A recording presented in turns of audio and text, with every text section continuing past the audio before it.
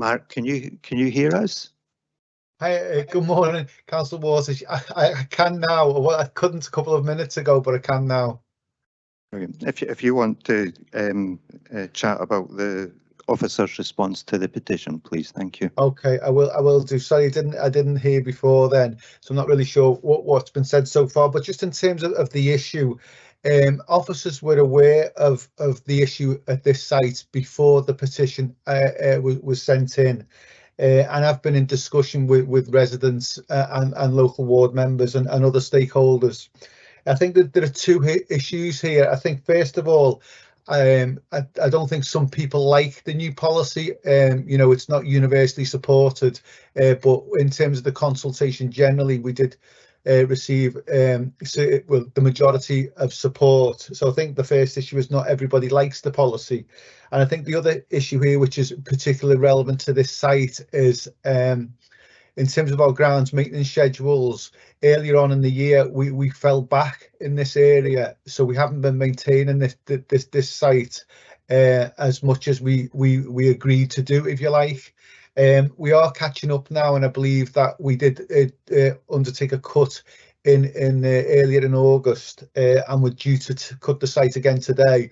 But I think that's probably a significant consideration and something which the residents are unhappy about. But it's not necessarily a policy issue. It was an issue with the schedules, as I said. In terms of where we are, there was a meeting on site with the officers, so community green space, grounds maintenance. There was some local residents there and some ward members, I think 2 ward members, on the 10th of August. And a number of actions were agreed at that meeting, which was set out in the note provided to committee. So, I think that's a significant sort of consideration, if you like.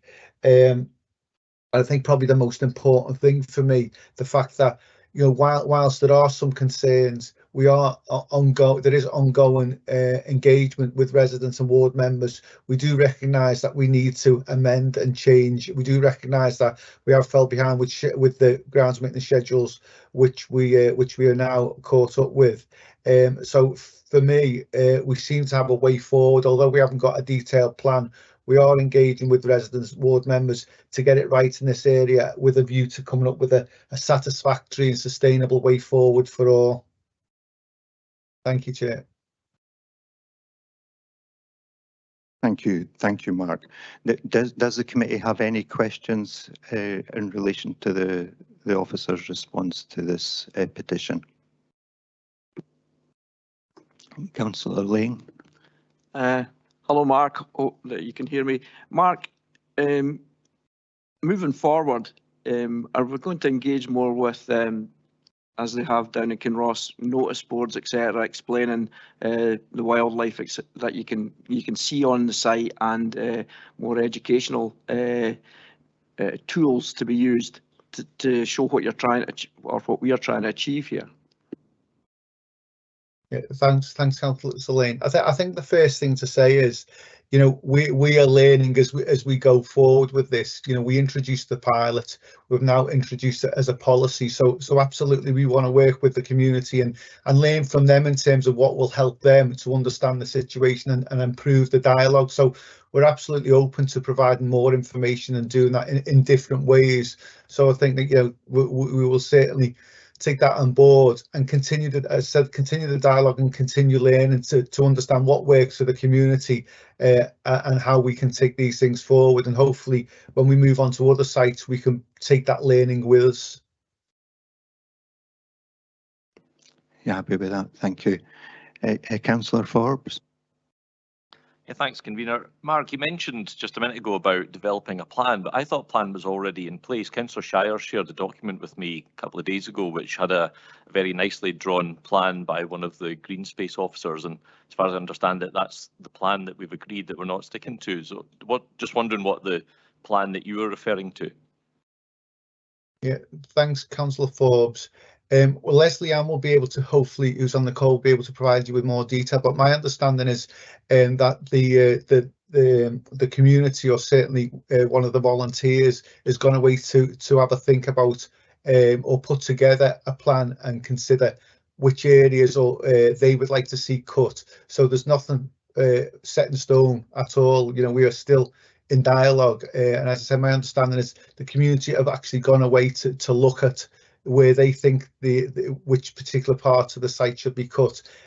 So that's not been agreed as yet. As I said, we're still in that dialogue. I don't know if Leslie can just add to that. Yeah, so following on from the meeting the other week, we've come up with an action plan.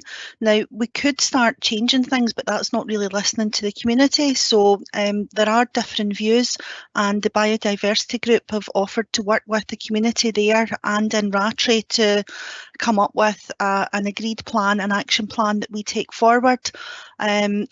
So that's what we're just really waiting for, is confirmation back before we do any further amendments. There have been some errors on site, we're not going to deny that, but you know, we just need to agree something that we can take going forward and actually keep some of the amazing flora and fauna and insects that are present on site. Thank you for that. Okay, Councillor McEwen. I don't need to ask my question because Leslie just answered it in a response to that previous one. Thank you. Councillor Duff. I think most of what I was going to ask has been covered. It was round about, obviously the paper in the 31st of May talked about public consultation, and it was just exactly what the plans were, because as far as I could make out,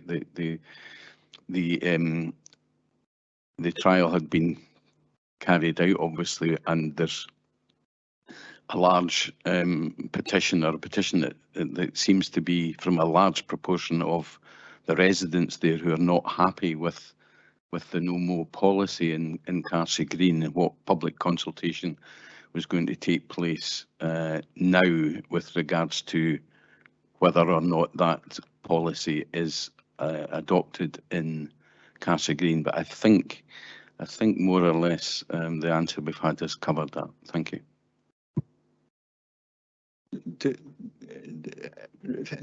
Thanks, Councillor Duff. Councillor Forbes. Thanks, Leslie, for that answer. It just raised another question in my mind. The public consultation that's ongoing, was that driven by Perth and Kinross Council, or was it driven by the local residents? The consultation was initiated by the council, the initial consultation. However, the biodiversity group had been in touch about taking plans forward prior to us meeting. They're already doing a few areas at Piggy Lane and another couple of locations and managing them for biodiversity. They'd indicated that they were interested in increasing the area last year, but they just didn't quite have the capacity at that point. So that was prior to the paper going forward. And the Ranger's been working very, very closely with them to ensure that we are taking this forward in a planned way. Does that answer your question? Yes, it does. Thank you very much. Thank you. I have no more questions notified via the Teams chat. Anybody else have any questions within the room? No. Can I ask the committee if they can agree to hear a deputation from Councillor Braun as a local ward member? Councillor Braun.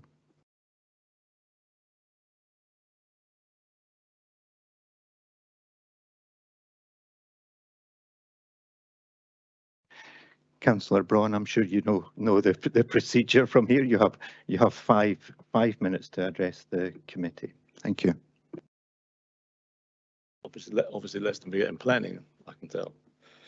Good morning, everyone.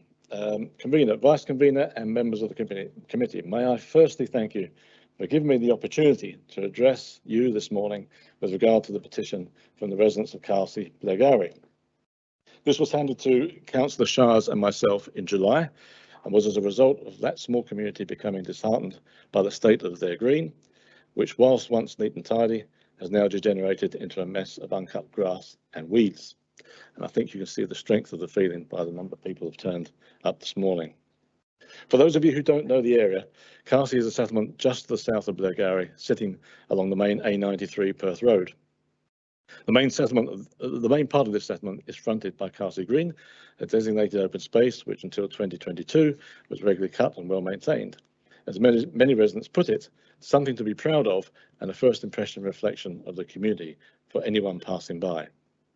As a settlement, Carsey is surrounded on three sides by woods, open fields and lochs, all providing a wide range of biodiversity.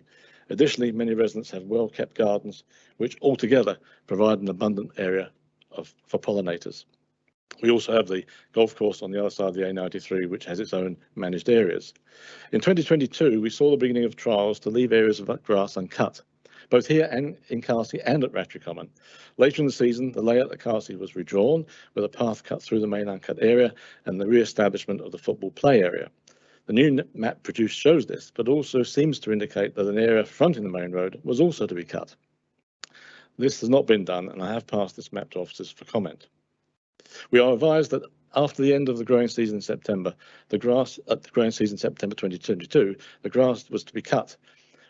Sorry, Mr. Part, sorry. We were advised that after the end of the growing season in September, the grass here and on Rattray Common which has also caused opposition, will be cut and lifted in preparation for wildflower seeding.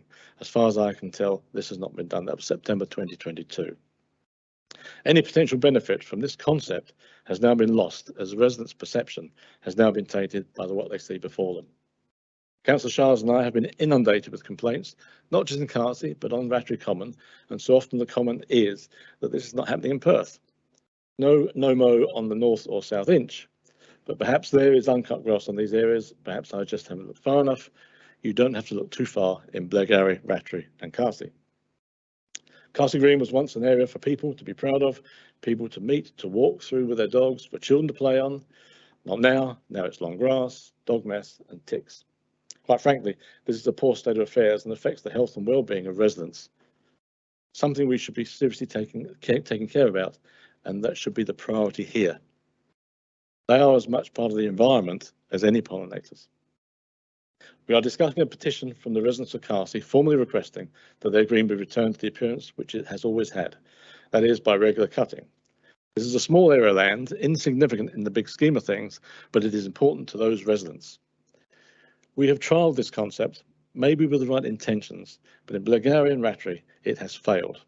It has failed due to a lack of involvement with local communities, and as a result of that, we have lost the confidence of people. If we are ever going to get this going, then we need to start from square one and work to regain that confidence of local people, and that means listening to what is important to them and not to us. As you may know, the grass on Rattray Common has been cut, organised by local residents themselves. I'm told that the residents of Carsey are going to do the same if we don't act, and I think the only thing that's stopped at the moment is the fact the grass is too wet. As Thomas Jefferson once said, a little rebellion now and then is a good thing. You may consider that accepting this petition could set a precedent, but it is quite clear that this area already provides a source of pollinators, which makes it already an exception. You may believe that residents have misunderstood the concept and are taking the wrong approach. But who among us should presume to know better than them? After all, none of us live there. Given the time of year and allowing for the organisation of a cut, Councillor Braun, you have 1 minute left. It would mean one cut in September, which would be the only one needed for this year. It may be that with the right approach involving local residents, there is a possibility of instigating some form of rewilding, initially on a small scale as a showcase for future plans. But I stress it must be with the agreement of local people. And there needs to be a clear plan of how it would be cultivated and maintained. To sum up then, we need to regain the confidence of residents to show that we listen. Therefore, on behalf of the residents of Carsey, I ask you to accept their collective will, to accept this petition and act accordingly. The will of the people is quite clear and should prevail. Thank you, Convener. Thank you, Councillor Braun. I assume you're happy to stay and answer any questions from the committee. As long as they're not too difficult, Convener. Okay. Councillor Forbes, you have a difficult question for Councillor Braun. I'll try to catch him out. Thanks for that, Councillor Braun. I actually have a couple of questions, but I'll let other people have a shot and then come back. We heard from officers that consultation is ongoing, and we heard that the community have gone off to have a think about proposals. Can you give us your thoughts on that, please? We had a meeting, which I think the residents seemed to think was a private meeting. It wasn't, it was a public meeting, but we did want to keep it low key.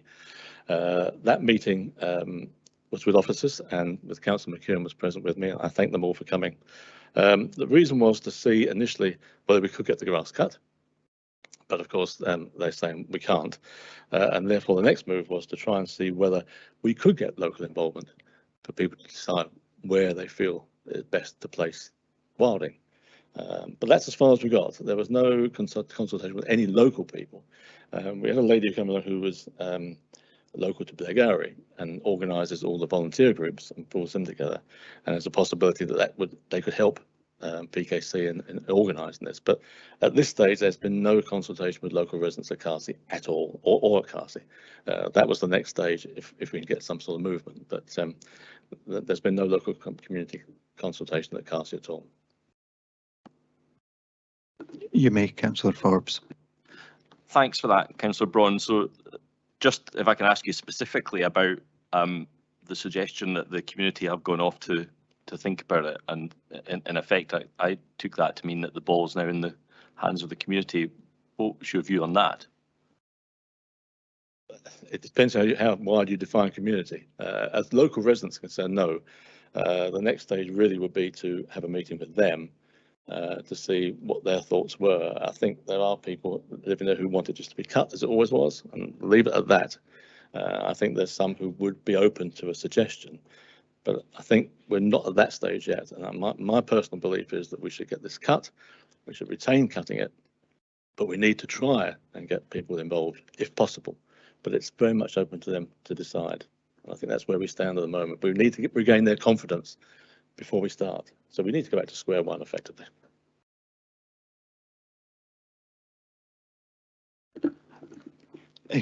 Councillor Lane, you have a question? First of all, I'd like to point out I think biodiversity is important to everybody and not to just to specific groups, as you seem to allude to in your petition and your speech, shall we say. So I'd just like to clear that up first. The second thing is we brought this in 2021-22 as pilots, and we brought it, continued it and rolled it out, and it's been through committee 2 or 3 times. I think if there has been any failure here, that's unfortunate, because the idea was always it was to be done within consultation. And you're saying now that there's still no ongoing consultation and you don't see any real prospect of the residents being involved in any consultation. So I'll ask if that's your view, and then I'll maybe ask the executive director of her view of where we are with this. But your view that you seem to say was the people have lost faith with the council, and you see no way forward of them, the residents, being involved in any consultation. Is that my understanding of what you said? I would confirm with what you said that biodiversity is important, but I think the important point is that people are part of biodiversity as much as anything else, and we have to take into account their health and well-being. No, I haven't given up hope on it. I think if people are involved, we could move this forward. But I think the problem is that it's been decided upon by committee or whatever, and the whys and wherefores not there. The fact is that the people in Carsey do not like it. I believe that if we get them involved, we could move forward. A suggestion has been made to a couple of people, but the idea of pushing the biodiversity back to the tree line, there's an indication that might be possible, but we need to get local people involved in it and get their opinions as well. Okay, thank you. I find your answer about by committee or whatever for an elected member to dismiss the decision of a committee that was unanimous last month a strange attitude to the committee structure within the council and the way decisions are made. But I'd like to ask Barbara Renton if she would like to comment on the consultation or lack of it. Thank you, convener, for allowing me to speak. I think that sort of the team have acknowledged that mistakes were made, particularly in terms of the scheduling. Sort of this is a huge area that we're looking to cover in terms of what we do for no-mow and the cutting. We were always going to trial it sort of the committee agreed not to a policy the last time, but to a long-term plan to improve biodiversity across the whole of Perth and Kinross. I can only apologise if the community don't feel that they've been engaged with, but that is the commitment. Leslie-Ann was very clear about that. Mark's been very clear about that in terms of where we go forward, and that the community will be engaged fully, and that will involve the local elected members as well. And that process has already started. I think Councillor Braun indicated, again, sort of that, sort of members of the community thought it was a private meeting, sort of which took place, which clearly wasn't, sort of. So I think that, sort of there needs to be, sort of with all the elected members, a bit of clarity with the community in relation to further meetings there as well. Thank you. Thank you. Thank you, Barbara. Councillor Illingworth, you have a question for Councillor Braun. Thank you. The Perth and Kinross offer is dependent on getting community engagement for everything we do. I don't know Corsie well. Can you give us some background on what kind of community Corsie is? The bulk of it is some 78 households. The green is the front to it. If you look at the map, I think the gardens, certainly in the area of the green itself, are all well maintained. There's plenty of flowers in there. It's a nice little community tucked away. It's just to the south of Blairgowrie, nice settlement. But as in this case, we've had, I think, in the region of 74 households sign the petition. So I think it's important with this. But as I said at the beginning, I think there's possibilities here to move it forward. But we need people, local people, to be involved first of all. How we move it forward after that, maintain it, cultivate, that's another thing. But I think their decision on where any rewilding goes is for them. And I think if we do it at a small scale, we can move up from there.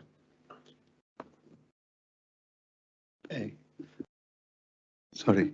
Thanks, and yes, I do know Carsie reasonably well.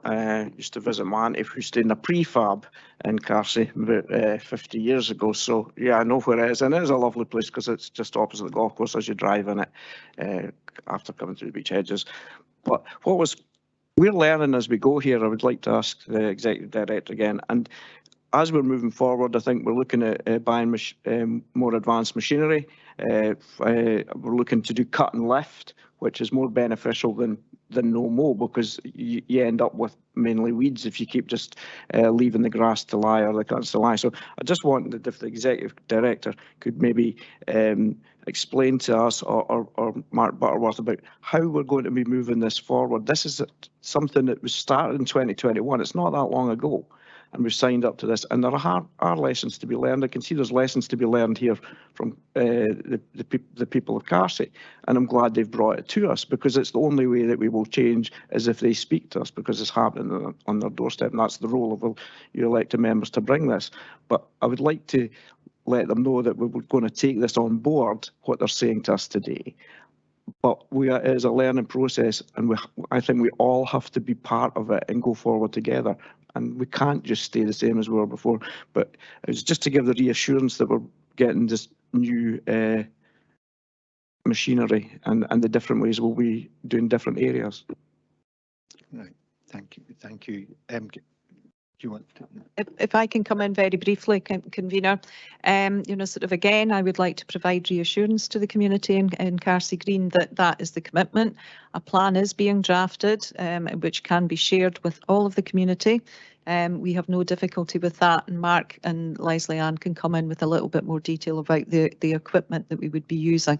It is really, really important, as Councillor Illingworth and everyone else has alluded to, that we take communities with us. But it is a very large area. We're not, as Councillor Ling has said already, we're not going to get it right every single time. And I can only apologise on behalf of officers for that and for the strength of feeling within the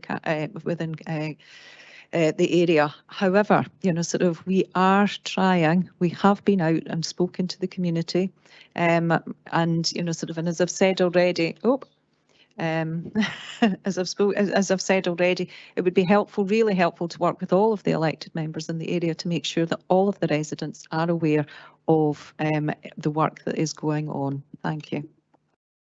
Thank you. Mark Butterworth, do you have anything to add, or? Yeah, thanks, Convener. I think the first thing I'd say is we don't want to exclude anyone. That is not our intention. We want to include as many people as possible because we recognise it is a partnership approach.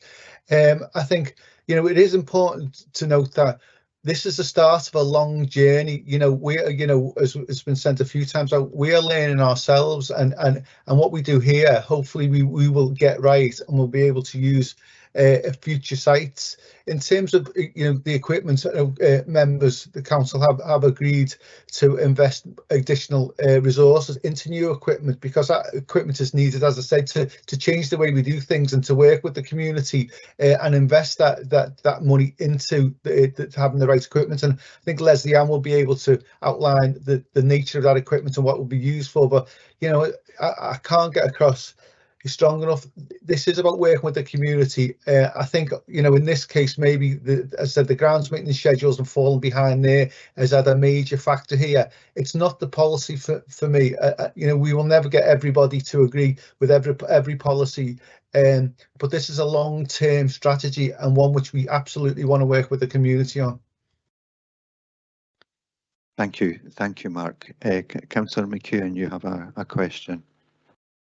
Thank you. I think, Bob, you and I have discussed this on many occasions, and I think we come from different views on this completely, which is fine. That's normal. You insist that one of the reasons that Carsey should be returned to full cut is that there is plenty of biodiversity already. So the one question I have for you for this, and I have another question as well, is why do the berry farmers need to buy on bees to pollinate their crops within the local area to maximise their yield if biodiversity is sufficient? Thank you, Councillor. I'm not an expert on bees in any way, shape or form, so I'm going to have to reserve my comment on that because I can't answer you really. I can only tell you what I see, and that's what I see. And I see plenty of biodiversity around that area. As I say, I'm not a bee expert, I'm not a berry expert, I'm not even an expert in growing plants. Everything I plant dies, I'm afraid. So I'm not an expert horticulturist, so I'm going to put my hands on the table. But I can only tell you what I see. And I see, when I walk around there, plenty of flowers from people's gardens, there's trees, there's wildwoods there, there's lochs, there's fields there, and there are bees there. And that's all I can tell you. That's my expertise is to that limit. The second question I have for you, you also commented on your... Councillor McEwen, can I just ask, just because Councillor Forbes has been waiting on a second question, and if I can, what I'll do is I'll let Councillor Forbes ask his second question to Councillor Braun. I'll let Councillor McEwen ask his second question to Councillor Braun, and then there's a couple of people who would like to ask subsequent questions to officers as well, and then I'll allow that to happen as well to ensure we have a thorough debate here. Councillor Forbes. Thanks, Convener. Councillor Braun, I'm going to do something I wouldn't normally do. I'm going to put words in your mouth and ask you if you agree with them or not, but I get the sense of the situation from our discussions. I get the sense from the discussion we've had, Mark Butterworth alluded to the fact that there's been some problems with grass cutting and general grounds maintenance, whether it's breakdowns or staff shortages, I don't know. I also get the sense that perhaps if we had stuck to what we said we would do, and in fact we'd cut the grass where we said we'd cut it, we may not have this petition that whilst the residents of Carsey, some of them aren't keen on the no mow policy, we might actually not be here. Would you agree with that, or do you think the residents of Carsey just don't want the no mow policy, full stop? That's a difficult one to do because I'm putting words in their mouth now, but given when the handover of the petition took place, there was quite a considerable number of people there. My feeling is at the moment they don't want no mow. They want their green back as it was. But I think because they haven't been involved and they haven't been consulted and they've basically said the council said, we're not going to cut this and that's it. And I'm afraid, in my opinion, as I said to Councillor McKeown, I'm not an expert, but in my opinion, there's no biodiversity there on that green. It's just uncut grass and mess. That's all it is. Biodiversity means to me, you cut the grass, you plant meadow grass or some sort of wild grass, flowers, wildflowers, whatever, and give some colour to it. So the area it is at the moment, if that had been done, perhaps there may have been a different concept of it, wild grass with flowers in it growing, whatever. But I think at the moment it just looks a mess. And I think really and truly, the majority of people, while some may be open to an idea of doing something there, I think at the moment the majority want it cut, brought back to what it was, and then we start again from square one and try and work with people to see if we can put something in there. There's possibilities there, but it's very much in their court, I think, and that's where it should be. Thank you. Thank you, Councillor McKeown. Thank you, Convener. In your speech, Bob, you mentioned that the leaving the grass uncut was so unsightly that it gave a bad reputation coming into Blairgowrie. I had to drive that way today because there are roadworks on my normal way through McClure. And I noticed that just before you get to Carsey, there's land owned by the golf club, which has always been left uncut and has long grass and looks just the same as Carsey. So have you petitioned the golf club to cut their area of grass so that they're not actually making Blairgowrie look unsightly? I think two different things there. A golf club is what it is. A golf club, people play golf there. This green is where people live and reside, and I think there's a difference in that point from day one. I would agree, when you drive past, you look, it does look rough, I have to be honest. I drove past it this morning myself and had a good look as I drove past. It is untidy, unsightly. It could look better. I think the original plan was that the grass under trees would be left as it was, but the rest of it could do with a tidy up really, and it just doesn't look right. And as I say, that's where people live. It's not where people play golf, it's where they live.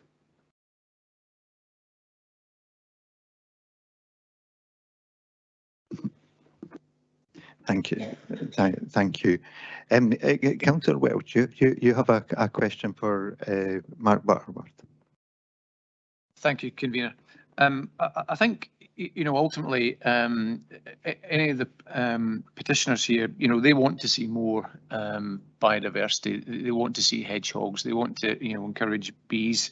There will be some people who just want, bowling green grass. But I think, broadly speaking, pragmatism should rule it in this case. And ultimately, I guess my question is, how do we get to that spot where we get some form of compromise where we get effectively significant improvements in biodiversity, but an area that's attractive for wildlife and local people are proud of it from a wildlife perspective, and an opportunity for them to use that area for recreation.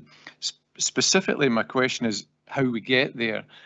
In terms of, it'd be useful to understand the structure as to who is leading in these areas. Is it expertise within the council through, for example, Tayside Biodiversity? Is it the Green Spaces team? Is it the team that cut the grass? How do we sort of, if you like, take this forward in a way that everybody understands where their role is?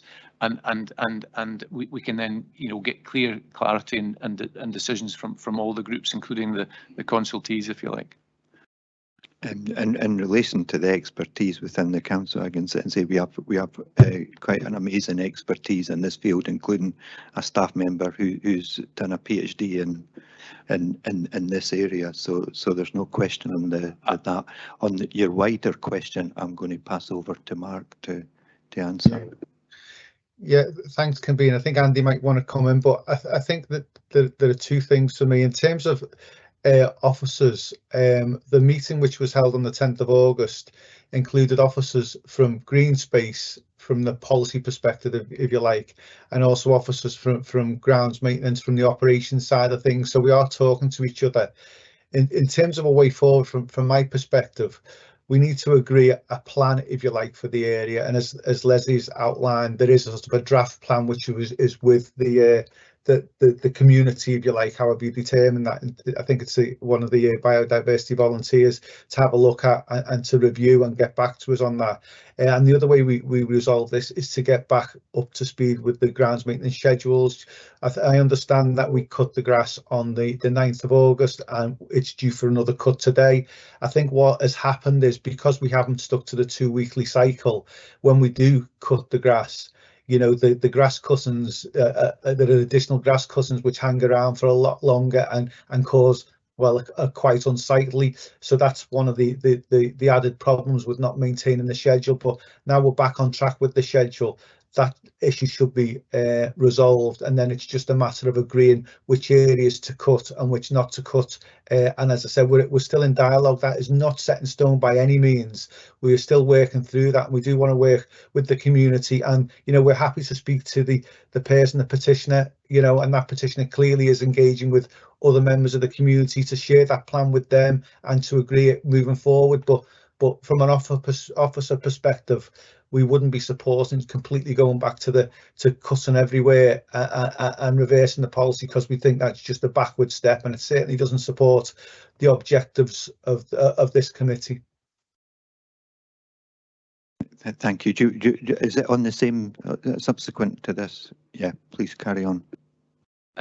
Richard, this is part, I think, of the frustration of everybody. We have fantastic resource within the council in terms of biodiversity, and it's just to make sure that these clarity of communications, you know, are happening so that we can engage with local groups who are also learning and becoming experts in this area. There's some excellent biodiversity groups actually out in that Blairgowrie area. So you know, the tools are all there to do it. I say specifically, I was trying to understand what this effectively the decision-making process was. It'd be good to see that written down so that everybody knows what their role is, you know, in this, you know, around effectively the teams cutting the grass, the green spaces team. So effectively communities can understand how they need to engage and who makes decisions and how things are moved forward.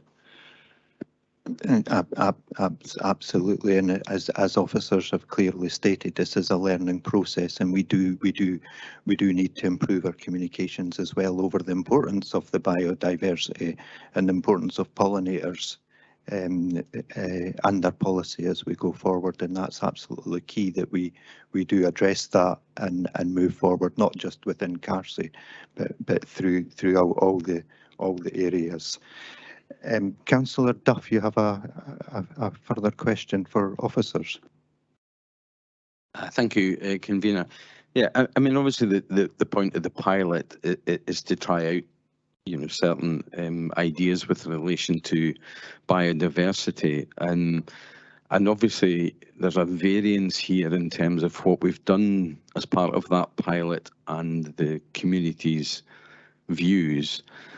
In relation to the consultation going ahead, I just want to confirm that we have a commitment, if you like, to look at opportunities to revise that plan and to do that quickly, and to have that consultation with the residents of Carsey and to take on board their thoughts and wishes. And if that involves a reduction in the managed grass area within Carsey Green, to do that and to look for alternative areas that could be, you know, put into the managed grass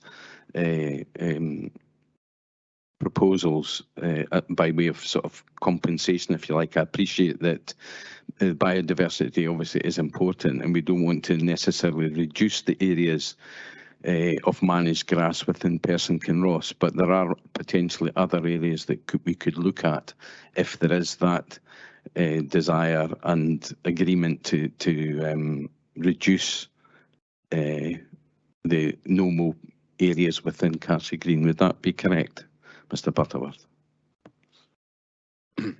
Yeah, thanks for the question. I think the answer to that is yes and no, to be perfectly honest. I think we are absolutely signed up to, I think everybody in the room is, to speaking with the residents and agreeing a way forward with this. But I don't think that would extend to, well, effectively exclude this area and do twice as much in another area. If I'm reading that right, we absolutely will talk about the site, look at the site, and have a plan for the site, and that may include a reduced area in terms of this approach, if you like, but it has to be reasonable and there has to be some compromise. So absolutely signed up to doing that. We will, but if that really leads to, well, actually, can we do a lot less here, and you just find some space somewhere else? I don't think that's something that we would. It's not in the spirit of what we're trying to achieve here. So I don't think we could sign up to something like that, if that makes any sense. Thanks. Thank you. Yeah, I wasn't suggesting just, totally not necessarily doing it. I was just wanting to know that there was the flexibility there to look at more grass cutting within Castle Green, and if necessary, compensate that with somewhere else. Thank you. Vice Convener Liz Barrett, you have a question? Thank you, Convener. I just wanted to check on something that Councillor Braun said in his address to us. I think he suggested that no more wasn't happening in Perth and in the North and South Inches in particular. And I was just wondering if officers could please clarify that point, because as Councillor for Perth City South, there are many no more areas which have been welcomed in my ward. Thank you.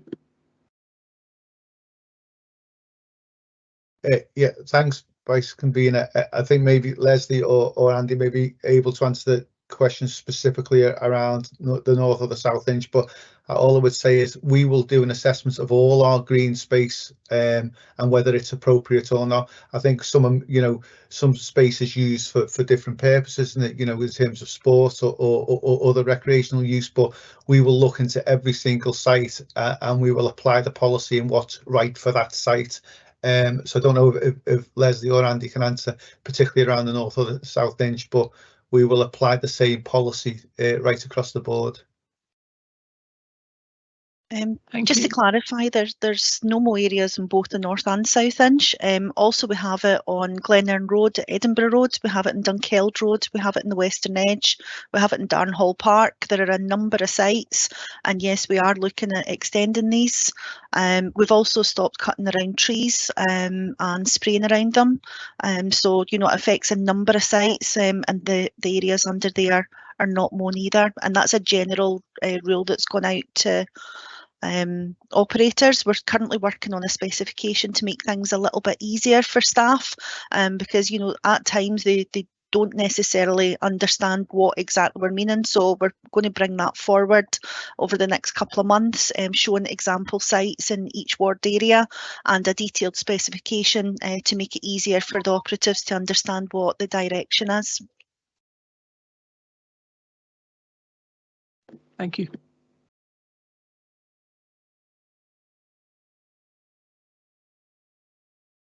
Thank you for that. Councillor Forbes, you have a further question. Thanks, Convener, but I notice Andy Clegg has just put a chat saying he has an answer. I don't know if you want to give him that. Andy Clegg, do you want to come in?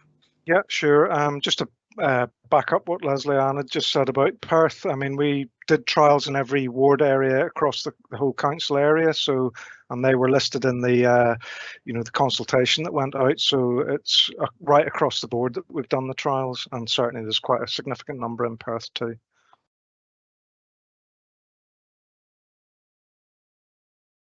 Thank you for that, Councillor Forbes. Thanks, Convener. Questions for officers, whether Mark or Andy, I'm not sure, but the briefing paper they very helpfully sent out to us talks about how we started this with a trial, and I remember that as Andy says, we did a small part in every ward, and these were always areas that were meant to be kind of under trees, corners that weren't used that often. What we agreed to was that we'd see an increase in those sites. I thought we'd see more of the sites and not bigger sites, if you know what I mean. So I've obviously misunderstood where that was going, but it goes on to say that a proposed plan be developed in consultation with community groups and residents, be subject to approval by committee at a future meeting. I'm not sure we've approved that plan yet, have we? No, but it feels that we're now actually implementing the plan as and we're extending it. I think I thought we'd have the plan, we'd agree it, and then we'd go on from there. Maybe I've misunderstood something. No, you said.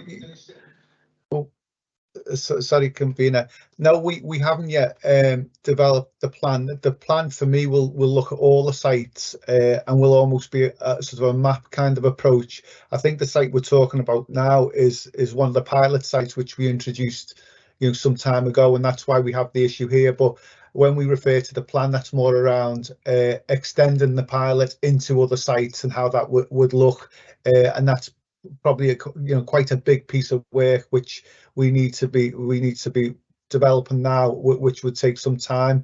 But it's not that you're not seen that plan. As I said, this site was one of the pilot sites, and that's why we are, as we've talked about, really sort of learning as we go, and trying to make it a permanent site and getting it right for everyone. Thank you. Thank you. Do we have any further questions? Andy, do you want to come in? Yeah, it was just to say, to back up again what Mark's just said, we are actually undertaking a fairly massive piece of work at the minute with operations. Leslie Ann and her team are working on that now to look at every single site that we're potentially going to be rolling the no-mo proposals out to, and we will definitely be coming back on that probably within the next couple of months. Certainly, sorry, the light's just gone out in here.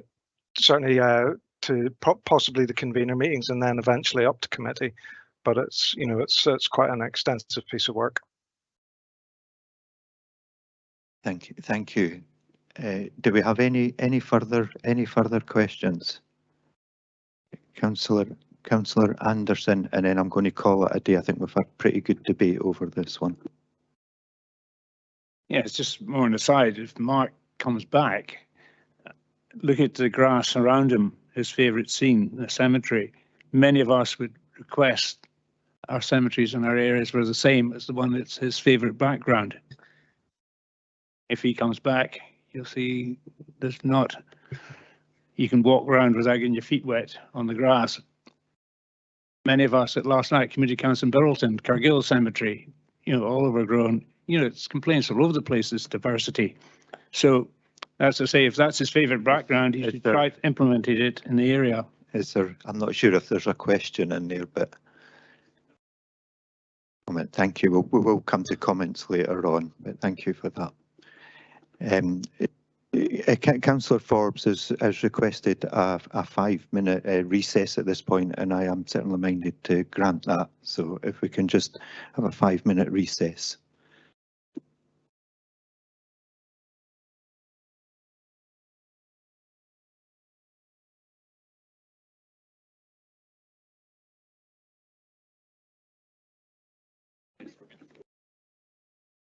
Can I just get everybody's attention again, please?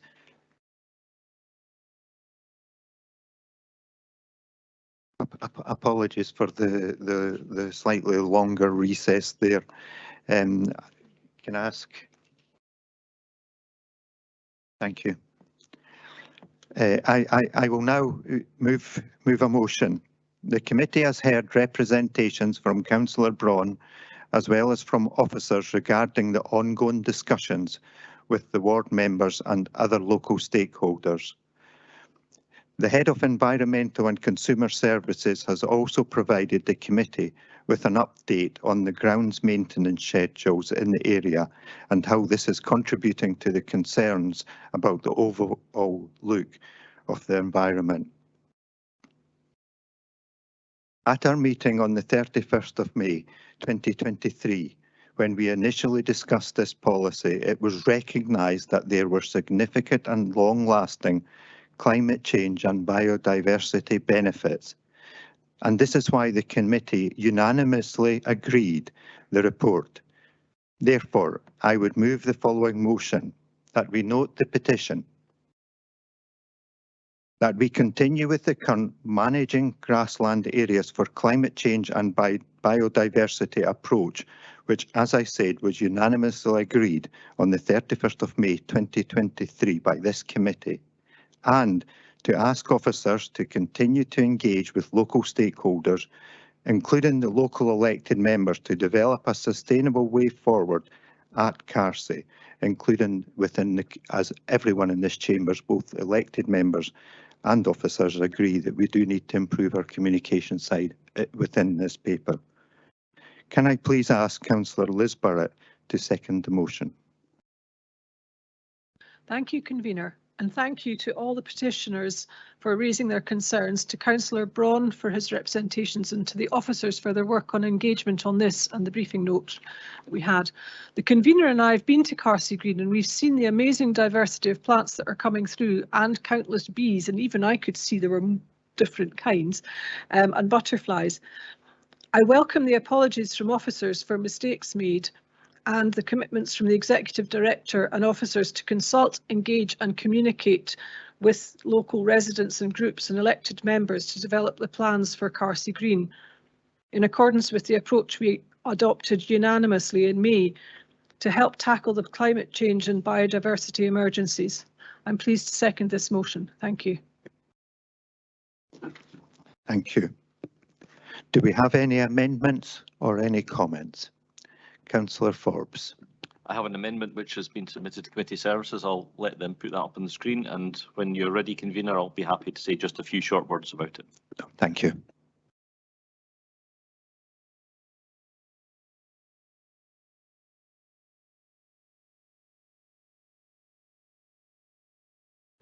I'll just give a couple of minutes to allow people to read this first.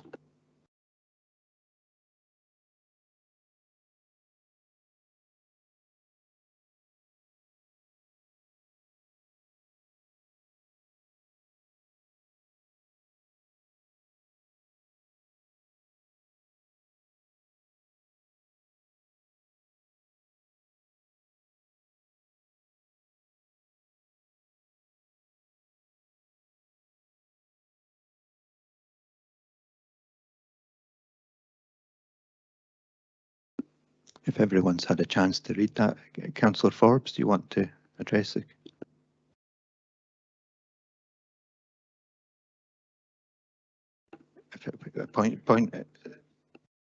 If it's just point of clarification, then please. Do you want to give Councillor Forbes a chance to address it first and see if that answers? The concern that I have is in the last paragraph, where it says that we're in accordance with the consultation process, that the paper that came to committee did have consultation and comments from the residents of Carsey, both positive and negative, towards this policy, as did all the areas in which the council. So that consultation there, that is a part of the written record with the comments of residents, both positive and negative, for this. So does a petition override what is actually already been submitted through committee as a public opinion and consultation?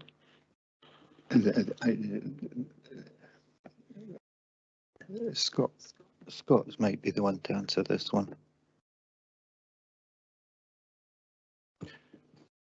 Thanks, convener. Just to clarify, Councillor McEwen, are you suggesting that the proposed amendment from Councillor Forbes seems to be suggesting you're changing or reversing what was previously decided by the committee?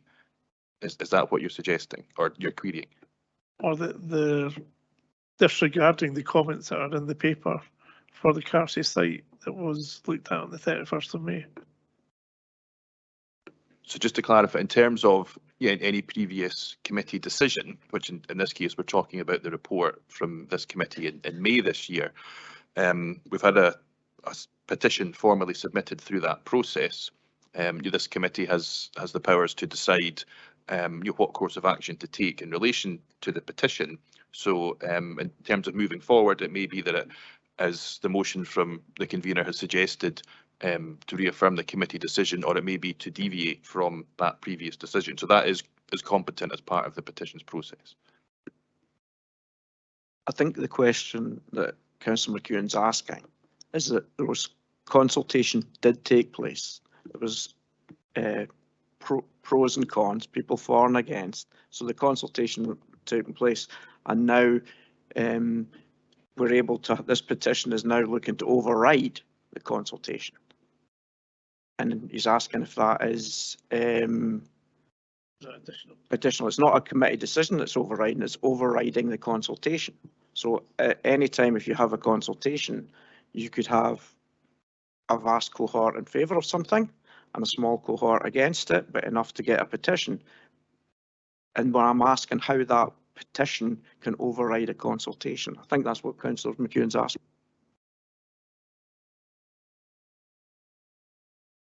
I think in terms of process, and it may be that when Councillor Forbes moves his amendment, he clarifies this, but the consultation that took place after the decision to go out to consult from the May committee, I think the decision of the committee was to consult and then to develop a plan and to bring it back to future committee. So I would expect that report would take account of any previous consultation, any consultation, for example, through the petition and what we've heard from officers today that has taken place and is both taking place in the future. The amendment, if it was agreed, I think is suggesting in terms of consultation that consultation would be as part of the wider consultation. But I think this committee can decide in terms of the previous decision of the committee or the petition or a new direction, or as has been referenced, there's going to be a future report. My suggestion may be that at this stage we hear the amendment, and then as part of the debate that may be clarified, and obviously we'll then come to a decision. Thank you. Councillor Forbes. Thanks, Convener. I'm going to begin by apologising. I don't like using papers at any meeting, and climate change is most definitely not the committee one should come to with a bunch of paper in our hand, but the IT glitch this morning has forced this upon me and others. It's also unfortunately lost most of the notes I had prepared for what I'm about to say, so we'll give it our best shot. So being an elected member is a privilege, and we must never lose sight of the reason we're here, nor the people who put us here. People like the ones who signed the petition we're considering now. Unless we take the people with us when we make changes to the way we do things, we've failed. In my opinion, we have failed here. I get the sense the people of Carsey are willing to go along with the no mow policy on the understanding that the areas that were cut would be done regularly and properly, and I believe we've failed to do that. I've had sight of an email between council officers and elected members about this specific matter, and I'll just give you a couple of highlights. It was agreed, I'm quoting, it was agreed that areas that are to be cut regularly need to be kept as neat to ensure and they don't undermine the areas being left as no mow.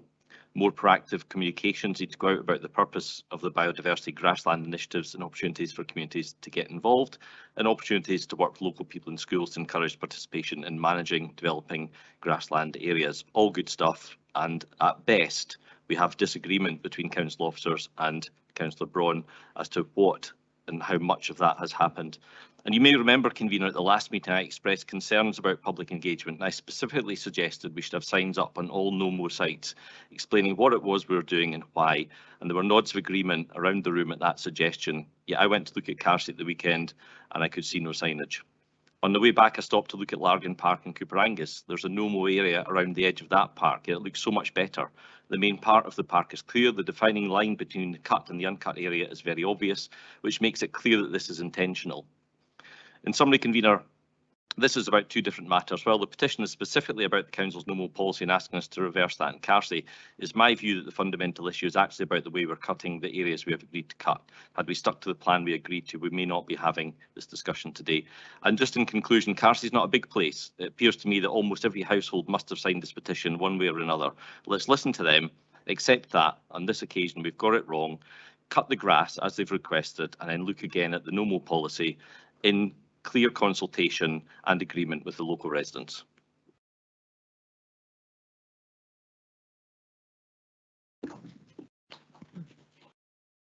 Thank you, Councillor Forbes. Do you have somebody to second your amendment?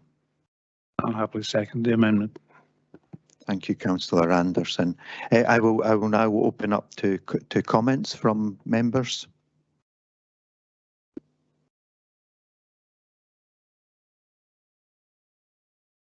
Councillor Illingworth.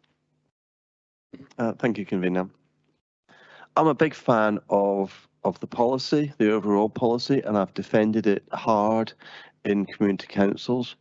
But I think Today we may win the battle for biodiversity, but we may lose the war for community engagement and getting the Perth and Kinross offer through, which is strategic. And this is very much a tactical issue about one piece of grass. So I will be supporting the amendment.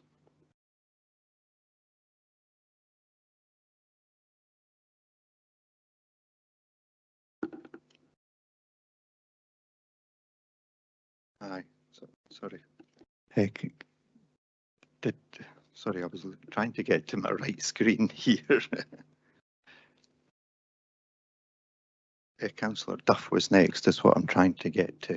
I kind of knew you were next, and I was trying to find the screen where it said it. No, it's okay. I'm never too sure when it's a hands up or a comment who comes first. Thank you, convener. I think we all agree on the importance of biodiversity and the benefits of managing grass areas for wildlife. And as a council, we are all signed up to a climate change action plan. However, I think the key issue here is the need to properly consult with the community, the feelings of which I think are summed up by the large presence of Cassie residents in the chamber today and their heavily supported petition, as suggested by Councillor Forbes. A significantly large percentage of the local residents have obviously signed up in terms of the petition. I think it's vital if we are to implement an effective managed grass area policy across Perth and Kinross that we do have the support of those which our decisions directly impact. And I think more work needs to be done in this regard, and I'm grateful that that really has been acknowledged by officers. We therefore, I think, need to have greater consultation with the residents of Cassie before agreeing our plans for this area. And for clarity, what was provided earlier this year in the previous report to this committee, I think, was feedback, and it's not necessarily what we would understand by the term consultation. And I think the feedback that was provided as part of the pilot in relation to Cassie Green was predominantly negative. Therefore, I will be supporting the amendment. Thank you. Thank you, Councillor Lane. I think that we've possibly, as a local authority, failed due to staff absence to fulfil what we would have liked to be doing at Cassie, and it has coloured the view of what this what we're driving forward to do. I am confident that the lines of communication will now be open and will be scrutinised by local members and members across the chamber as to how they move forward with discussions with residents and biodiversity groups, but especially the residents of Cassie Green, as to how we move forward. I do not feel, however, that we should revert back to ground zero and start all this over again. It's an important aspect of what we're trying to do with our Climate Change and Sustainability Committee, and everybody on this committee has come on it because they want to affect climate change and improve sustainability. So whilst accepting that this has been far from ideal, the way that we've reached this situation here, I will be supporting the motion and hoping that, well, ensuring, and I will take it on my responsibility as well, to ensure that better signage is put across the whole of Perth and Kinross to show what we're trying to do, but also that consultation and meaningful consultation with the residents of Cassie Green takes place. Thank you. Do we have any more comments?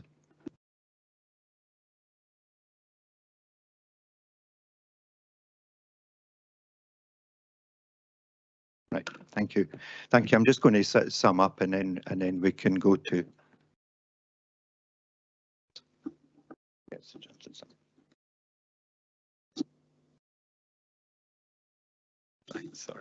sorry, just getting kept right here. And Councillor Forbes, would you like to sum up your amendment? Thanks, convener. It's a privilege to be able to go before the convener. I'm not going to, I don't have anything prepared. Well, actually, I did have something prepared, but of course it all disappeared into the great black hole of the internet this morning. I welcome Councillor Lane's comments. Yeah, I think we are heading in the right direction. I think really the fundamental difference here between our positions is that my view is we should actually just go back to ground zero, which he said, and then begin again. And he obviously thinks differently. But depending on how the vote goes, I do hope that the commitments that have been made by officers and the leader of the council will be recorded in the minutes so that we can refer to that should we ever have to in the future. But happy to just go to the vote and see where we end up. Thank you. Just in summarising, sorry, Councillor McEwen. I'm just wondering whether Councillor Forbes is suggesting that officers don't tell the truth. No. Thank you. Just in summarising as well, there does seem to be a lot of common ground in here where we do need to communicate better. We do have a nature crisis. This is about biodiversity. It is about pollinators that are very important. It's about nature connections, which will link into the paper we have at the end of this meeting on the Nature Restoration Fund.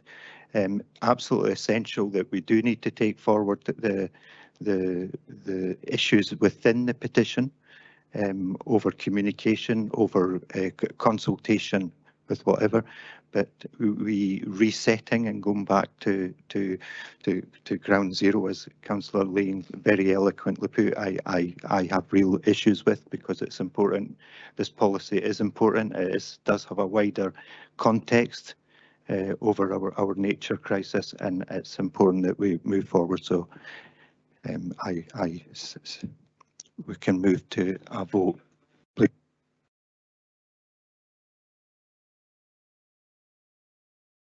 It was a point of clarity. It wasn't an outburst.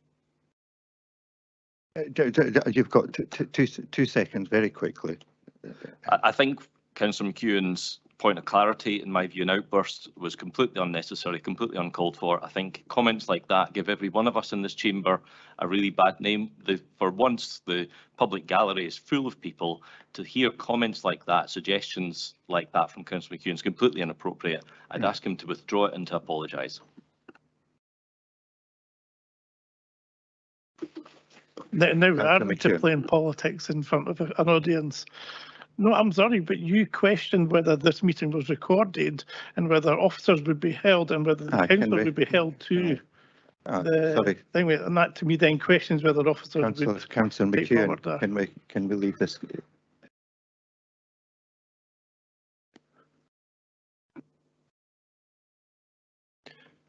Convener, just to clarify, my understanding that Councillor McEwen was requesting that the comments from Councillor Lane, yes, as the leader. No, just going back to the original comment, my understanding was that, yeah, correct. Councillor Forbes was suggesting that the additional comments from Councillor Lane be included in the minute. Whilst the style of the minute doesn't usually record specifically the additional comments, if it's the will of the committee, then we will record that in the minute. And in relation to Councillor McEwen's point, perhaps there was a slight misunderstanding about exactly what Councillor Forbes was intending. So you may just want to clarify that. Well, in my remembrance, he mentioned officers, not just Councillor Lane. If he'd mentioned just Councillor Lane, then that's just a comment. But to mention officers and whether they would stand by the things that they have said, is what he said, is actually breaches the council code of conduct, and the councillor knows that.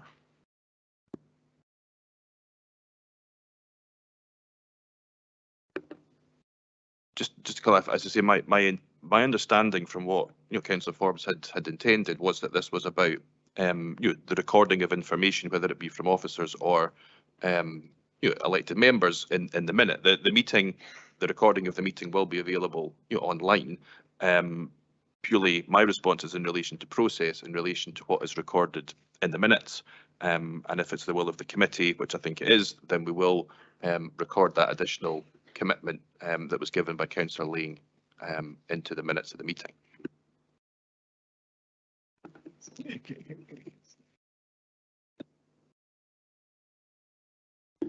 Thank you, convener. It's just, you know, sort of to not taking part in that political debate at all.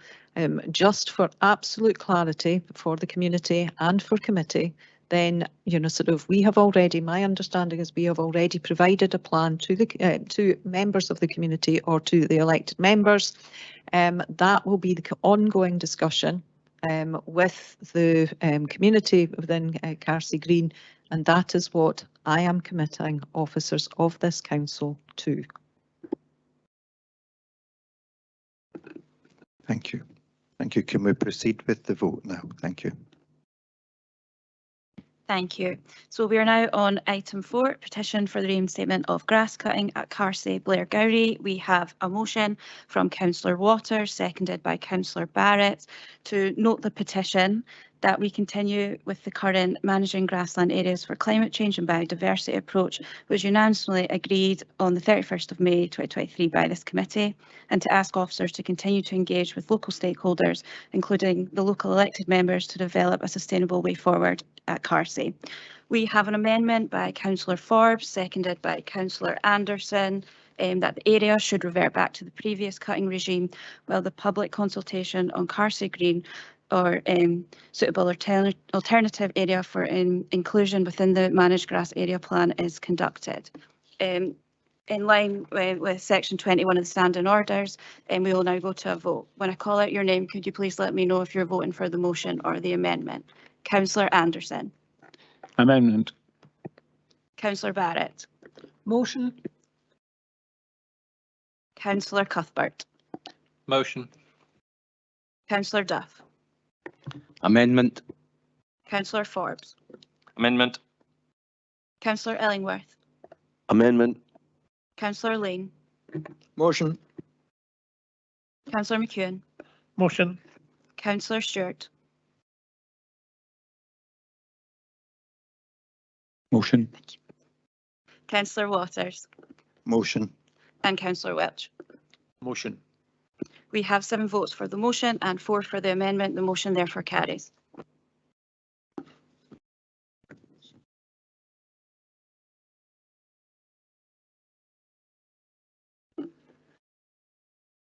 Thank you. Thank you, everybody, for that debate with just a small pause.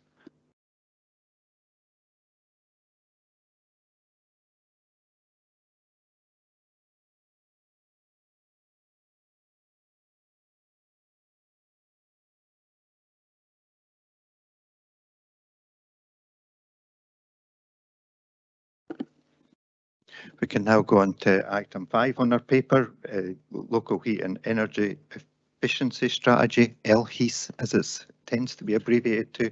I will now hand over to Davindy Grant, the Climate Change and Sustainable Development Team Leader, who will deliver the presentation. If we can just ask, because of the time-wise overrun, if we can just keep things as brief as we possibly can, both presentation and questions, and just keep to the points. Thank you.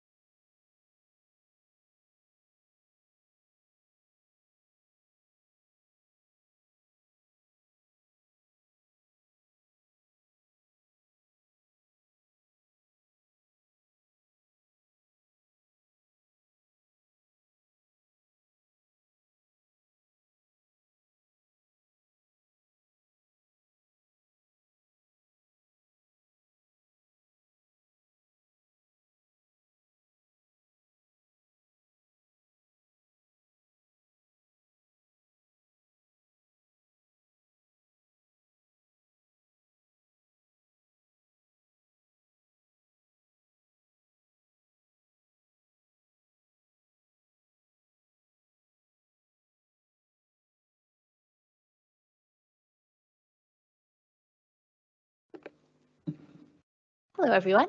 I think most of you know me, but I am Davindy Grant. I am the Climate Change and Sustainable Development Leader here at Perth and Kinross Council. and I'm here to give you what will now be a very brief update on the Perth and Kinross Local Heat and Energy Efficiency Strategy, known as an LHES, and the associated delivery plan. Next slide, please.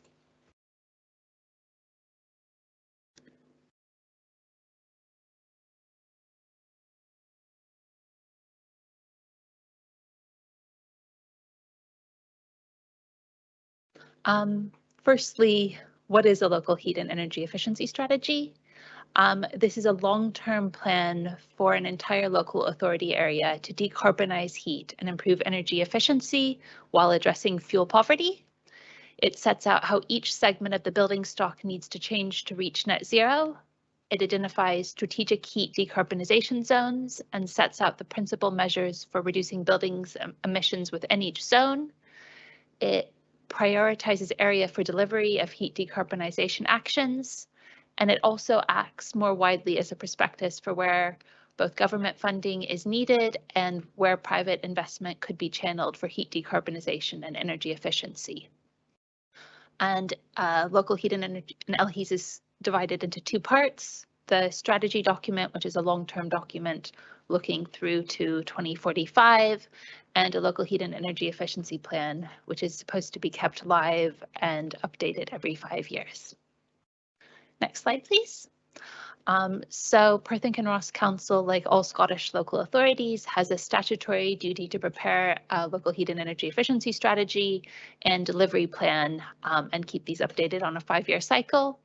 And since last year, the Scottish Government has been providing multi-year funding support to help us develop the process. The strategy and delivery plan will help the Council deliver on several important priorities around our local outcome improvement plan, the PKC corporate plan, the climate action plan, local housing strategy, economic well-being plan, poverty action plan, etc. So it's a really potentially sort of transformational strategy for the Council. And as well, the Scottish Government has a very prescribed process for developing the strategy that's evidence-based, and we'll go through more of that as the presentation goes on. Next slide, please. Just to remind you of the national context.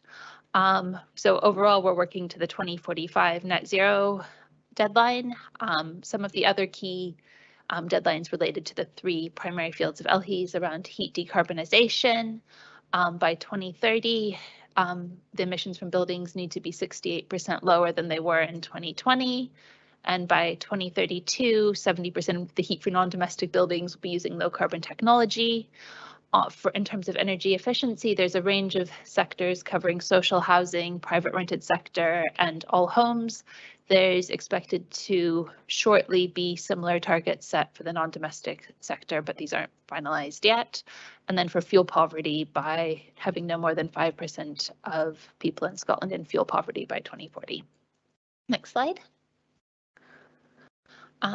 And so this slide just sort of sets out a little bit of the scale of the challenge. So what you can sort of see is sort of as a combined by sort of 2033 or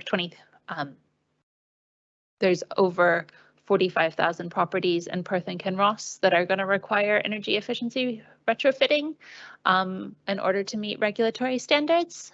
And we have a rough estimate of the costs, not based on sort of high level estimates, somewhere in the region of around 900 million that will be sort of split across individual households, housing associations, the council, Scottish Government, hopefully private sector, but the scale of the transformation is large.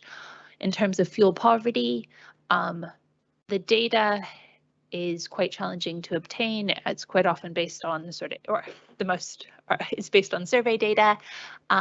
Coupled with that, the last accurate survey was done in 2019, so it's been extrapolated up using an agreed methodology to account for the sort of increase in fuel prices we've had, which using that methodology puts fuel poverty in Perth and Kinross at around 60%. But that means that will be about 45,000 households over the next sort of 15 15 years that will need to be sort of potentially moved out of fuel poverty. And fuel poverty is, the definition is by where more than 10% of your household sort of net income is spent on fuel. And in terms of non-domestic heat, we're currently about 9% decarbonized, and we need to sort of get to 70% by 2032. Next slide.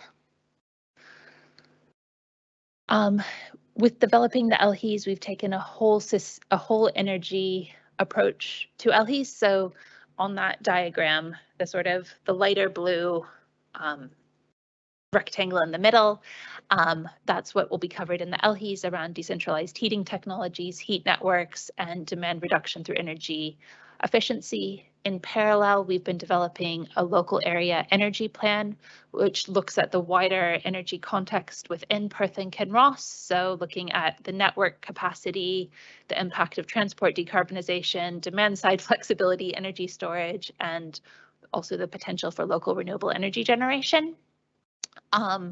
And in parallel with these, we've also been working on developing more detailed estate decarbonization plans for both the council's domestic and non-domestic estates.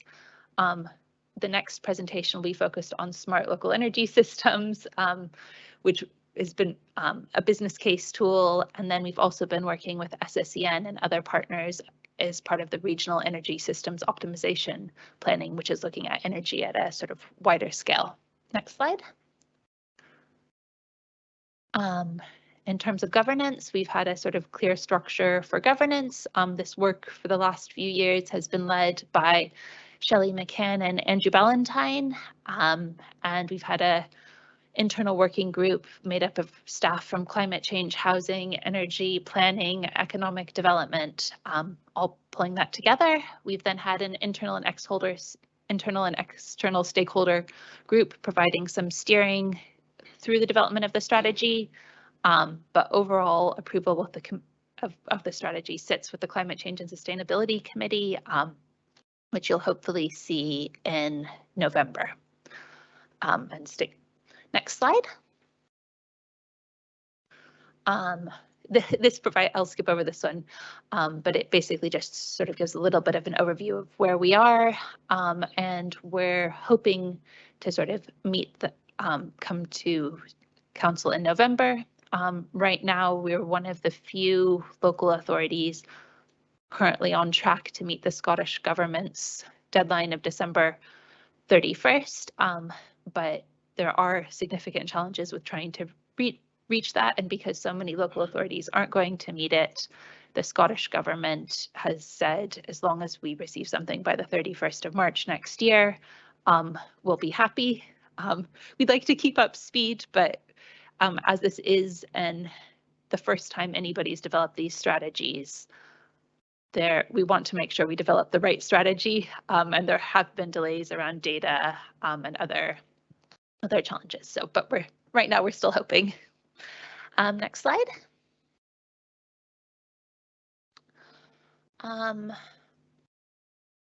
This slide basically identifies what we're proposing as the 6 LHEs priorities and then maps them out against the PKC corporate plan and priorities that stakeholders have identified throughout engagement. But the 6 proposed LHEs priorities are decarbonizing heat within a transitioning energy system, improving building energy efficiency, tackling fuel poverty, aiming for affordable warmth, developing green skills and jobs from the heat transition, working in partnerships with communities to build community wealth and well-being from the heat transition, and mobilizing partners in the public and private investments to drive heat transition. Next slide. As I mentioned, here we can probably skip over this one, but it's we're developing both a strategy and a delivery plan, and it has been evidence-based, and we've been using a sort of robust stream of evidence. The Scottish Government has identified 6 primary sort of LHEs considerations that we need to address in the strategy. So around heat decarbonisation, it's off-gas buildings, on-grass buildings, and the potential for heat networks. And for energy efficiency and other outcomes, it's looking at poor building energy efficiency. Poor building efficiency is a driver of fuel poverty, and also looking at mixed tenure, mixed use, and historic buildings, because these quite often come with very different sort of retrofit challenges.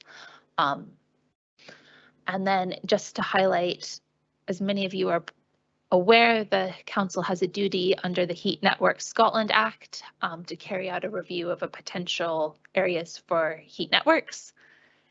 The LHES itself falls out of the scope of the designation. This falls out of the scope of LHES, but in terms of the government's work program, the heat network zones identified by the LHES will then feed into the designation process that will commence next year.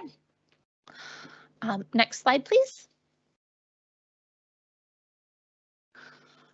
So in terms of heat network zoning, we followed an evidence-based approach looking at where there was appropriate demand suitable to actually support a heat network, and this requires a minimum sort of heat density in order for this to be viable. So you can see this is a map of Perth city centre, which shows a lot of that dark red shows that there is a viable heat network for Perth city centre, and with funding from Zero Waste Scotland, we've been able to do some preliminary scoping of that heat network. Next slide, please. From that, though, from the analysis on the overall Perth and Kinross area, 7 sort of clear heat network zones or with strong potential were identified, 4 in Perth, as well as in Blair Gowrie around the high school and community hospital, Kinross, Lochleven Community Centre and Leisure Centre, and Octorardor Community School. In addition to these, there were 4 that were more borderline on potential viability, but we thought they could be worth exploring, and we've called these the sort of vision heat network zones. So this is in Perth around the harbour and industrial estates, in Pitlochry, in Crieff, and in Perth around the Tayview industrial estate again. With these are ones that right now have shown that there's potential technical feasibility.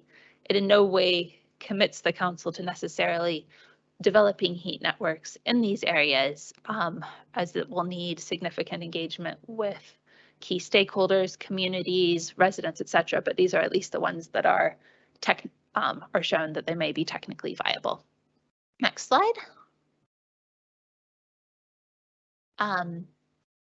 And then, so that's the sort of heat network zoning. Moving on to thinking about the delivery plan, when developing actions for the delivery plan, we've identified sort of 6 prioritization criteria. So around meeting regulatory targets, that they're deliverable, technically feasible, and evidence-based, that funding's available, interventions that are already beneficial and no or low regret, that ones that will have the greatest impact on fuel poverty and achieving net zero, and actions that are enabling actions requiring to unlock future investment. So that's the type of criteria that we're using to identify actions, and I've put some examples off to the side. Next slide, please.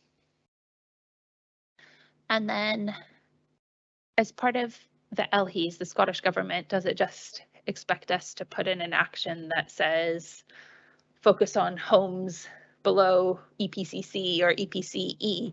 They want us to actually identify spatial areas where we view as priority for intervention.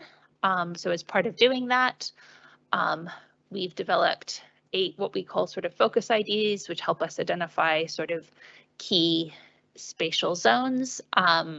So looking at off-gas social housing, and it's with energy efficiency, what's called category 1, which means they're already the highest energy efficiency suitable for a heat pump. So those would be looking at sort of heat pumps rather than sort of energy efficiency.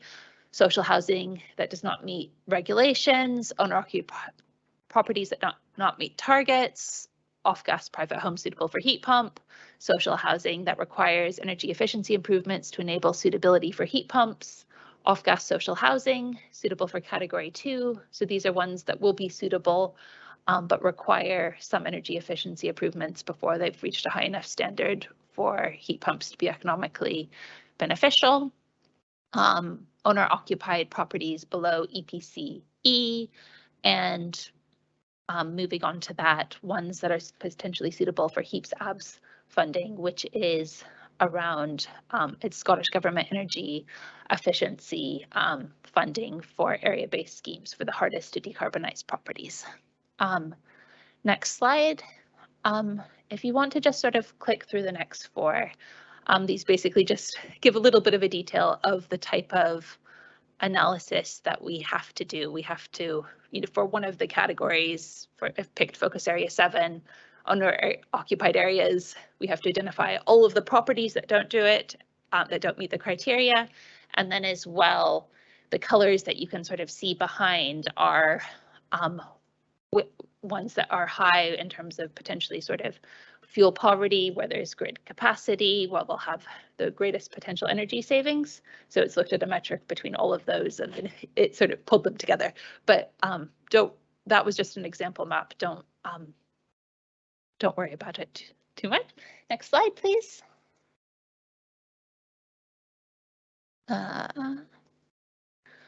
And as from the output of that will be a sort of quantification of impact. So energy savings, fuel poverty change, CO2 reduction, as well as the sort of more detailed impact of cost of intervention. Next slide. Just to highlight in terms of the LHEs, I've mentioned already the timeline pressure, resources for delivery. Scottish Government have given the council 75k annually to help develop and deliver the strategy. But as you can see from the figures, there's still a large gap to support delivery and to meet the scale of challenges and national targets. And when we've met with the Scottish Government, they've sort of said the LHE's strategy will help us get an idea of how we need to be allocating resources in the future. So it will hopefully. And then data availability and shareability. This has been one of the challenges that's still working out, but because there are GDPR challenges around using certain data sets for consultation, that are sort of national data sets, the Scottish Government is sort of working at trying to get workarounds to this before we're able to go out to consultation, as well as data gaps and updates. Next slide. So just giving you an overview of the next steps. We're hoping, assuming we can get the data issues resolved, to have a summary of the strategy with the sort of key principles and priorities, and heat network areas going out sort of September to October time. If members would be interested in having a more detailed discussion about this, we're happy to have a workshop with the CCNS committee members, a workshop with the Perth and Kinross Climate Change Commission, and then we're hoping to bring both the strategy and delivery plan back to the CCS committee in November, but depending on there may be scope to decouple the strategy and delivery plan. And then we move to the really important sort of implementation preparation, where we actually sort of deliver the change. Okay, next slide. I think that's the end of the presentation. So if there's any questions now, or feel free to get in touch with any of the project team. Any questions? Councillor Forbes.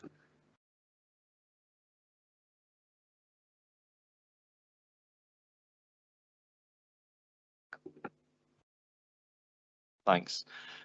Davindy, a few slides back, I think you were talking about local authority buildings being, was it gas free was the phrase you used? I can't quite remember. What alternative fuels are available for, say, a building like this and other public buildings in the middle of a city centre if it isn't on commercial gas or whatever? The primary one for a sort of city centre where we have the density like we have in Perth, you'd primarily be looking at a heat network. So it would cover sort of multiple buildings, which could have a decarbonized source, which would most likely be a sort of a large heat pump. There is newer technologies out there. Yesterday we heard a presentation around geothermal energy, which is still quite a new technology, but there is potential around that. And there's also potential for individual properties to have their own on-site heat pumps, not part of a heat network. So would there be like the old-fashioned equivalent of a boiler house? And it wouldn't be a boiler house, but there would be a building somewhere else that would use the heat pump to generate the heat, and then would it be piped to council buildings? Is that how that would work? Yes, that's how a heat network works. Councillor Duff. Thanks, Devindy. Thanks for your presentation. On the scale of challenge slide, which was near the start of your presentation, you put up a number of figures. If my rudimentary maths are correct, you need £140 million per annum for at least the first 3 years to meet that scale of the challenge. Are we due to get money of that nature? Or is that? I think you had. Sorry. In that it's looking, so apologies, I think the slide didn't translate very clearly, but it was looking to translate for both EPC D to reach 2026 and for all properties to reach EPC B and above by 2032. So that combined figure is 145 over the 8.5-year period. So it's not a cumulative. So it's slightly less worrying. I mean, it's still quite a substantial figure. And I know the housing team are applying to multiple sources of funding to try and obtain some of that, but also some of that, not all of that belongs to the council, and some of that's also to the housing associations in Perth and Kinross as well. Okay, thank you. No, it's just I couldn't quite understood the figures you put up. Okay, thank you for that. Thank you, Councillor Duff. Any other questions? Councillor Devindy, is this all going to be sent to us all? I've not picked up if it has already, but it would be good to get the presentation because of time constraints, you did have to rush through it. And I'll be perfectly honest, I didn't take half of it in, maybe even less than half. But I would like to have the time to read it through and then come back. If MD wants to come back to with specific questions once I've taken it in, you'll be quite happy to take emails and that and respond to individual elected members. Is that okay? This will be coming back before committee, hopefully before the end of the year, once it's been out to consultation. So there will be ample opportunity to ask more in-depth questions. Yeah, and if there's a workshop as well, that would be a venue where it could be taken. But thanks. Thank you. Any other? Richard? It's just a good question for clarity, Devindy. That was primarily the local authority and housing association properties you were looking at. Has there any modelling been done yet for private ownership? So yes, we've done the modelling or our consultants have done the modelling for all properties in Perth and Kinross. So the scale right now, we have 28% of private rented properties have meet the current standard, and 32% of owner occupied properties. So it's quite a big gap. But yes, we've done it for all of it. Thank you. If that's all the questions, thank you very much, Devindy, for that presentation. And I would just going forward, we have Graham Pinfield was going to give a presentation on smart local energy systems, and we still have the Nature Restoration Fund paper to bring forward. So I just want to ask committee what you would like to do here. Given the time constraints, there is another committee this afternoon. We could postpone item 6 and possibly have a little bit more time over it at the next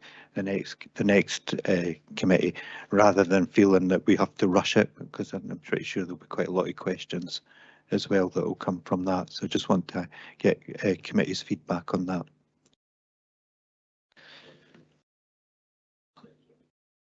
Right, thank you very much. I'm now for item 7. I'm going to pass over to Vice Convener Councillor Liz Barrett. Thank you. Thank you, Convener. I'd just like to take this opportunity to congratulate Hannah Wilson on her appointment as our new Climate Change Land Registration Officer, sorry, Land Restoration Officer, and ask Hannah to please introduce the report. Thank you. Thank you, Vice Convener. So the paper sets out how we plan to allocate this year's Nature Restoration Fund. So this year there are 5 key themes that projects can meet, and this includes habitat and species restoration, freshwater restoration, coastal and marine initiatives, control of invasive non-native species, and urban. So this year we've received double the amount of funding from last year, so we've received 353,000, and half of this is to be spent on projects that help to deliver nature networks. So nature networks connect areas protected for biodiversity and other nature-rich sites through a series of suitable areas of habitat corridors and stepping stones. So we have a map of core nature-rich areas on our Nature Fund webpage for applicants to consider if their proposal delivers a nature network. So an example of this would be restoring a core nature-rich area such as a designated site, or a woodland project that connects to a nature-rich woodland. So we've invited applications from within the council and the community with a deadline of Monday the 4th of September. And our online project inquiry system has been working well, with 15 project inquiries in from the community, and the majority of which suit the purposes of the fund. So we're hoping to follow in the footsteps of last year, supporting a wide variety of impactful nature restoration projects across the Perth and Kinross area. So last year we were able to fund all applications that matched the criteria, which included 18 projects overall, and this was from a wide range of different groups, including Community Green Space, PKC Education, the Tayside Biodiversity Partnership, and a range of different community groups. So from transforming school grounds to landscape scale invasive species control work, a great deal of work has been done to restore and enhance biodiversity. And some notable projects from last year, which you'll see in Appendix 2, include the wetland restoration by Kinross Shire Civic Trust, and this is continuing the Kinross Spring Gardens Trail, which will ultimately stretch all the way to Lochleven.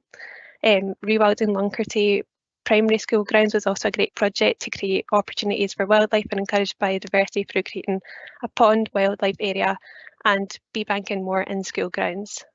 So this year there are some changes to the proposed allocation of the fund. So instead of a specific split between council and community projects that we had last year, all projects will be rated against our scoring criteria matrix, which has both essential and non-essential categories for applicants to consider, and all scores will be given out of 20. So those that are rated the highest will be put forward for recommendation for funding to the Executive Director of Communities. So overall, biodiversity is the main factor we are considering for these proposals. So applications that are transformational will receive higher points in this category, and these will be well planned out and have year-on-year impacts. So the working group will consider how strongly each project proposal addresses its selected theme, and other criteria that you can see in Appendix 3 include return on investment, maintenance, legacy, and so on. So another change this year is no upper limit to proposal costings. This means we're likely to get in more substantial larger applications, though of course we'll be supporting projects of all size from 1k up. And once all projects are scored by the working group, the list of top scoring projects will be reviewed for contribution towards nature networks and their overall geographic spread. And after this has been taken into consideration, the final list will be submitted to the Executive Director of Communities for approval. So I welcome any questions the committee has on this revised process.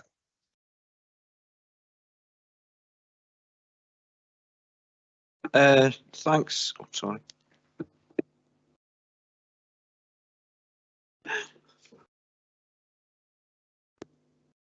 Sorry, Liz. Well, welcome to the team, Hannah, and it's good to see you here in committee for the first time. I was just wondering, and I've maybe missed it somewhere, why it's going to the executive director and not coming to the committee for authorisation, if you want, of the projects. Yeah, this is just This is just following on from what we did last year. So it was under delegated authority of the executive director of communities. So we're just keeping in with what we done last year. And it's also about speed as well, Councillor Lang, as well, so that we can, you know, sort of get the money out to the groups that apply as quickly as we can so that they can deliver it. What we're looking for is that you're agreeing the process and the criteria so that we can do that, and it'll be applied, you know, sort of every project will be scored against that, and we will be making those decisions. But we will be reporting back to committee what those, you know, sort of what groups are covered by it. I've been around too long because you knew what my next question was and answered it before I asked it. Thanks. I think it's maybe me that's been around too long, Councillor Lang. Thank you both. Councillor Forbes.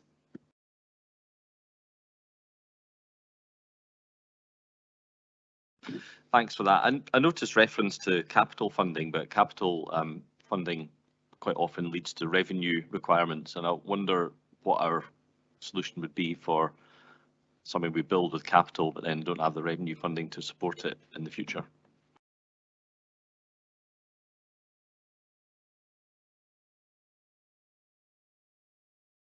So some applications do come in, or inquiries come in, that ask for sort of revenue costs. So things like funding employees, which unfortunately the fund can't cover. Yeah, I don't know specifically how we get around this. For applications that come in where there's parts of the application that are ineligible for funding, we do refer them to other funds that the council have, or other ones that we are aware of that can sort of supplement that. So things like interpretation boards aren't eligible for the fund, but under other funds we can put them towards that instead. Can I come back on that? So, sorry, Hannah, I think you probably misunderstood my question. Apologies for that. What I was thinking was, say we get capital money to build something. In 5 years' time, we've still got that, but it might need repaired, and therefore we would need ongoing revenue funding to maintain it, repair it, whatever. And I wondered what the plan was to get revenue funding in to maintain the capital items that we build. Yeah, unfortunately the fund doesn't cover maintenance and monitoring, so that's something that the applicant will need to outline in their application on. They're supposed to have like a 10-year sort of plan for maintenance of their projects, so unfortunately it won't come through this fund, and it will need to be searched out with the fund. Well, if I could just, Davindi wants to come in and answer. So if we let Davindi answer, and if she doesn't make the comment I'm about to make, then I'll come back to you. Okay. So, and I suppose it's a combination. So when our green space colleagues have been putting forward their projects, they are very much thinking about the revenue implications. Some of the projects that they're putting forward have potential to save the council money, as well as sort of bringing sort of revenue liability. So one of the potential measures that they're including, that we've seen in the sort of bid so far this year, is around potential sort of machinery to help cut the wildflower meadow. Was not audible. Okay.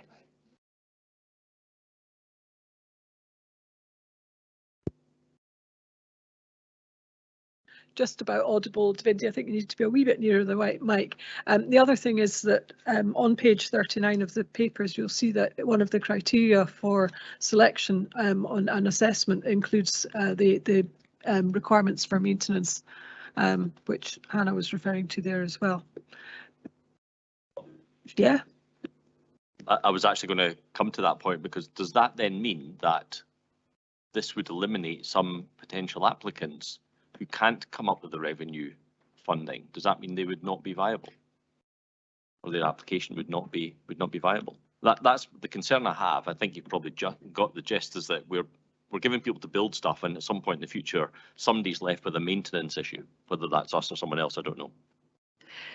Yeah, and I think, unfortunately, Councillor Forbes, that's what we're going to be faced with in a lot of areas as well. We would, sort of not automatically, remove anybody or any project because they don't have maintenance, but would certainly be one of the things that we would be seeking within that. It is going to be difficult. It's not going to be, sort of as straightforward as we would like it to be. But, sort of we would continue to work with those groups, and as Hannah said, to point them in the direction of other funds where there is the potential for revenue funding. Thank you, Councillor Forbes. Councillor Cuthbert. Thank you, Vice Convener. I'm very keen on community-led projects and communities getting involved, so I'm slightly concerned that we're sort of taking out the ring-fenced element for community funding. Really, the question I've got is, we've got a score of 2, I think it is, for the community element. I'm just wondering, my own experience with these sorts of things is you start with a group and then it builds up and you get more and more community involvement, and it actually generates a lot more than can be put into an application. So I'm just slightly concerned that you're not going to be comparing like for like, and I just was looking for some reassurance on that. If I can come in, thank you, Vice Convener. I mean, the purpose behind bringing this report is because of the change of the criteria that we were seeking to introduce, because last year the committee quite rightly pointed out to us that there was quite a big focus on council-led projects. So what we're trying to do is shift the balance to community-led projects within that. If it might come back.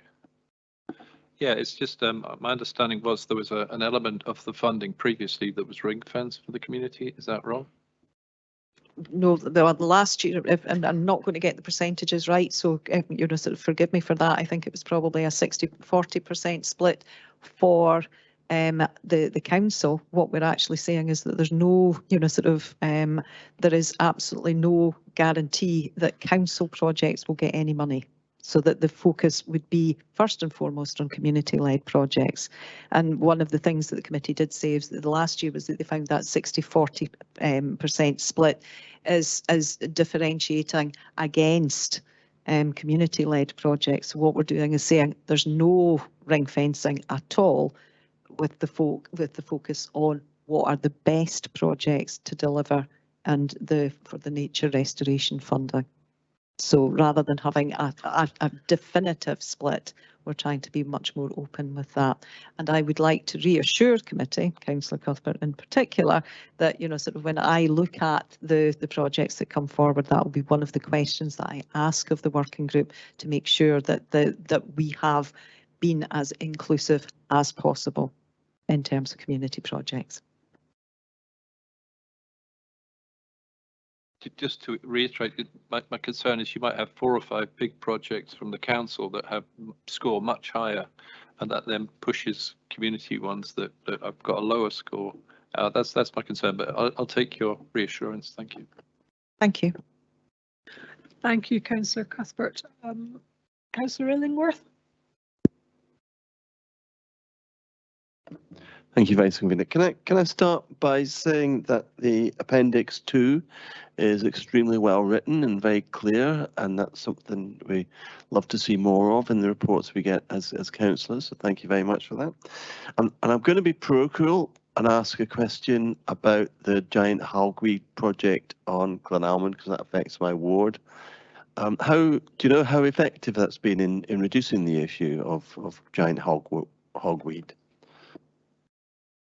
Yeah, so that's actually a project that I've been leading on. So it has been really effective. If you go to areas like Bertha Park, you won't see any sort of seeding heads this year, whereas previous years it was just forests of it and it would continually seed.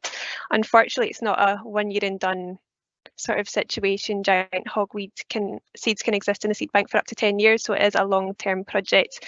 So again, this project will be coming back to apply for funding for the Nature Restoration Fund this year as well. But yeah, our first year has been extremely successful, not only for the actual on-the-ground restoration works of removing sources of giant hogweeds, but also getting the community together and training up loads of people to undertake the restoration work as well. Thank you very much. Thank you. If there are no other questions, I would move the report. In late June 2023, we received our Nature Restoration Fund allocation of 353,000. This year, as Hannah explained, the theme is the same: to catalyse the action at scale to protect and restore Scotland's biodiversity on land and sea, with focus on outcomes that address the main drivers for decline. And in particular, I welcome that at least half of the funding is to be spent on developing nature networks, as explained by Hannah. The proposed changes to the delivery of the funding this year are that all applications are to be reviewed against set scoring criteria, and there will be no proposed split between community green space and community projects, so that those that best support outcomes for nature will be recommended for approval. I'm happy to move that the committee approves this revised process and, as last year, delegates the award of funding to the Executive Director of Communities. Please can I ask the convener to second the report?